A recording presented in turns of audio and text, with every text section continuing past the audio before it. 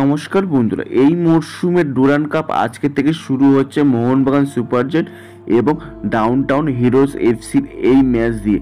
এই ম্যাচটা সন্ধ্যে 6টার সময় হবে যুব ভারতী ক্রীড়াঙ্গনে। এই ম্যাচটা এই বছর ডুরান্ড কাপের প্রথম ম্যাচ, যেহেতু মোহনবাগান লাস্ট ইয়ারে ডুরান্ড কাপ চ্যাম্পিয়ন হয়েছে, তাই তাদের ম্যাচ দিয়ে শুরু হচ্ছে এই মরশুমে ডুরান্ড কাপ। এই ম্যাচটা মোহনবাগান যথেষ্ট চাপে রয়েছে, তার কারণ তাদের ম্যাক্সিমাম প্লেয়ারই খেলবে যুব প্লেয়ার, অর্থাৎ যারা সিএফএল খেলছে তাদের থেকেই সেই সব প্লেয়াররাই এই ম্যাচটাই খেলবে মূলত, এবং কয়েকজন সিনিয়র প্লেয়ার খেলবে, যেরকম আশিস রায়, ধীরাজ সিংকে আমরা দেখতে পারি এবং একজন বিদেশি টম আলরেডকেও আমরা এই ম্যাচে দেখলেও দেখতে পারি, এবং গ্লেন মার্টিন্সকেও আমরা এই ম্যাচে দেখতে পারি। এছাড়া সবই মোটামুটি জুনিয়র প্লেয়ার। এছাড়া এই সিএফএলে এই জুনিয়র প্লেয়াররা খুব একটা ভালো পারফরমেন্স করতে পারেনি, যার ফলে এই ম্যাচটা অনেকটাই চাপ রয়েছে মোহনবাগানের ক্ষেত্রে।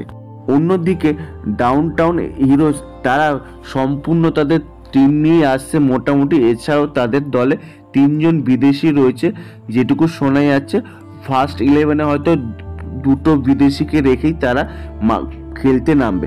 সেই জায়গায় দাঁড়িয়ে মোহনবাগান অনেকটাই পিছনে পড়ে যাবে, যেহেতু তাদের কোনো বিদেশি প্লেয়ার এখনো পর্যন্ত আসেনি, শুধুমাত্র টম আলরেডকে ছাড়া। এই টম আলরেড এখনো পর্যন্ত জানা যায়নি যে তাদের ফার্স্ট 11-এ থাকবে কি থাকবে না। যদি থাকে তো খুবই ভালো, তবে যেহেতু সে বেশি দিন প্র্যাকটিস করতে পারেনি, কেমন পারফরমেন্স করবে সেটাও একটা প্রশ্ন চিহ্ন থেকে যেতে পারে। তবে এই ম্যাচে ধীরাজ সিং, আশিস রায় এছাড়াও গ্লেন মার্টিন্সকে আমরা দেখতে পারি। এছাড়াও দিব্যেন্দু বিশ্বাস এবং আশিস কুরুনিয়ান, এই দুজনকে আমরা এই ম্যাচে পাবো না বা দেখতে পাবো না, কারণ চোটের জন্য তারা ছিটকে গিয়েছে এবং এখনো পর্যন্ত আশিস কুরুনিয়ান ম্যাচ ফিট হয়ে উঠতে পারেনি। তাকে কিছুটা আরও টাইম দিচ্ছে মোহনবাগান টিম ম্যানেজমেন্ট। এই ভাঙাচোরা মোহনবাগান টিম নিয়ে বাস্তব রায়ের কাছে খুবই কঠিন চ্যালেঞ্জ রয়েছে এই ম্যাচটার জন্য, তার কারণ এই ম্যাচ থেকে যদি সম্পূর্ণ 3 পয়েন্ট পায় তাহলে অবশ্যই মোহনবাগানের জন্য অনেকটাই অ্যাডভান্টেজ হবে। তার কারণ এর পরবর্তীকালে যে পরের যে ম্যাচগুলো রয়েছে সেইখান থেকে হয়তো কিছু সিনিয়র প্লেয়ার হয়তো আরও ইনপুট হবে। এছাড়াও পরে ডার্বিও রয়েছে। এবার দেখা যাক মোহনবাগান এই ম্যাচ থেকে সম্পূর্ণ 3 পয়েন্ট পায় কিনা।